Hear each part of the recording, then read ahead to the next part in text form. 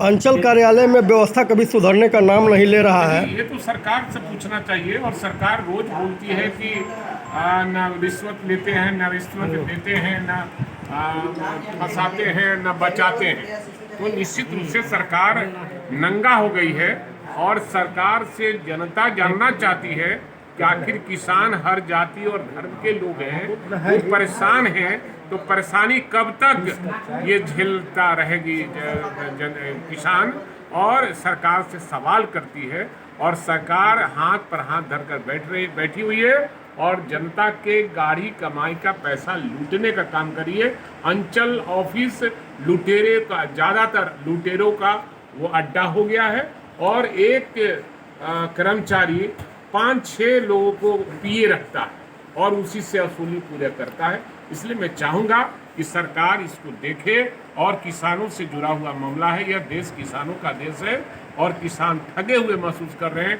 आने वाले समय में ये निश्चित रूप से जनता सवाल करेगी और अपने वोट के चोट से इस सरकार को निस्ता। और दूसरे जगह आप गलबहियाँ कर लिए। एनडीए के लोग तो कहते हैं कि एक तरफ जो है राम राज चल रहा है तो दूसरा तरफ जो है रावण का दल है। अब सवाल है कि कौन रामराज है। आप लोग भी इसी प्रदेश के रहने वाले हैं, आप भी कितने ठगे महसूस कर रहे हैं और कितने अपराध हो रहा है इस प्रदेश में।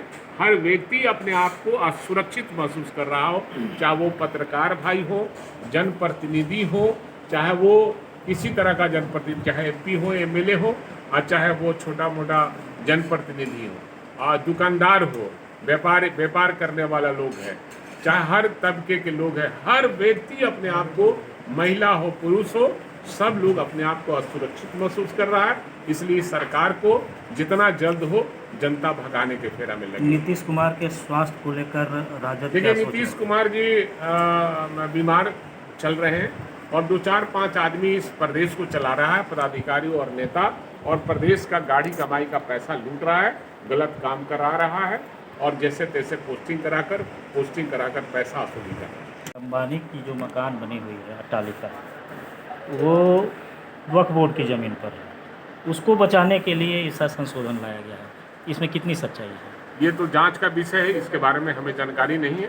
अगर ऐसी बात है तो निश्चित रूप से जांच करना चाहिए और वो बोर्ड की जब जमीन है तो निश्चित रूप से उसको खाली कर देना चाहिए। पिछले बिहार विधानसभा चुनाव 2020 जो संपन्न हुआ या लोकसभा चुनाव जो संपन्न हुआ 2024 में, उसमें औरंगाबाद और काराकाट लोकसभा सीट जो है महागठबंधन के खाते में गई, लेकिन अन्य जगहों से जो है महागठबंधन की सीट नहीं आ पा रही है और गवर्नमेंट नहीं बन रही है। कि इसके पीछे मेन रीजन आप क्या मानते हैं? आने वाले समय में सब लोग समझ रहा है कि हमें क्या करना है। जनता भी समझ रही है कि हम ठगे हुए महसूस कर रहे हैं और इस बार जात से ऊपर उठकर और पार्टी से ऊपर उठकर और महागठबंधन को लोग वोट इसलिए करेंगे कि तेजस्वी यादव ने 17 महीना में जिस तरह से बेरोजगारों को रोजगार देने का काम किया, ये मुख्यमंत्री 20 साल से हैं, कितने लोगों को रोजगार दिया।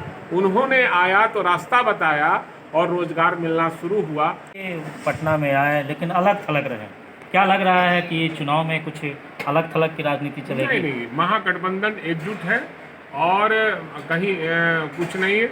हमको लगता है कि मोदी मीडिया का ऐसा प्रचार है और कहीं नहीं कुछ है। और महागठबंधन एकजुट है, हम एकजुट है, ऑल इज वेल। औरंगाबाद जिला में तो ऐसा भी देखा जा रहा है कि नवीनगर प्रखंड में जो है डिमांड रजिस्टर तक गायब कर दिया जा रहा है और बिहार सरकार की ज़मीन जो ना कोई खरीद सकता है ना बेच सकता है, उस ज़मीन का भी जो है मोटेशन कर दिया जा रहा है और दूसरे के नाम पर डिमांड खोल दिया है। एनआरकी है ना, एनआरकी है। आप ही के नवीनगर का ही मामला नहीं, पूरे बिहार का ये मामला है और पूरा एनआरकी है अंचल में। और ज़मीन जिसका है उससे बेदखल कर दिया जा रहा है, जिसकी ज़मीन नहीं है उसको दखल पैसा के बल पर उसके दखल में आ जा रहा है। इसलिए एनआरकी को सरकार को दूर करना है। हमारा काम है सदन और सदन के बाहर में आवाज़ उठाना। और आने वाले अभी जो चुनाव है 2025 में जनता तय कर चुकी है कि महागठबंधन की सरकार बनाना है, तभी इससे निजात पाएंगे और तेजस्वी प्रसाद यादव को मुख्यमंत्री। विपक्ष आवाज़ उठा रही है तो विपक्ष की आवाज़ को कोई सुनता क्यों नहीं? अरे सुनता नहीं है। आप मोदी मीडिया केवल सरकार का प्रचार करती है, इसलिए नहीं। हम लोग तो सदन और सदन के बाहर में मामला को उठाते ही रहते हैं। अगर आप नहीं चलाइएगा, लोकतंत्र के 4 स्तंभ हैं और एक स्तंभ अगर चुप रहेगा, गूंगा रहेगा, बहरा रहेगा, तो जनता सब देखती है, पब्लिक है, सब जानती है। अदर जगह की बात छोड़िए, औरंगाबाद की बात कीजिए। औरंगाबाद में जितना बगावत हम करते हैं उतना कोई नहीं करता है। नहीं, आप सब में ये बात मैं नहीं कर रहा हूँ, मैं ये कह रहा हूँ कि उसी में कुछ ऐसे लोग हैं जो मोदी मीडिया और गोदी मीडिया के लोग हैं। मैं आपकी बात नहीं किया, ऐसे ही बहुत से पत्रकार हैं जिससे देश की जो गलतियां हैं सरकार की, उसको उजागर करने का काम मीडिया ही करता है।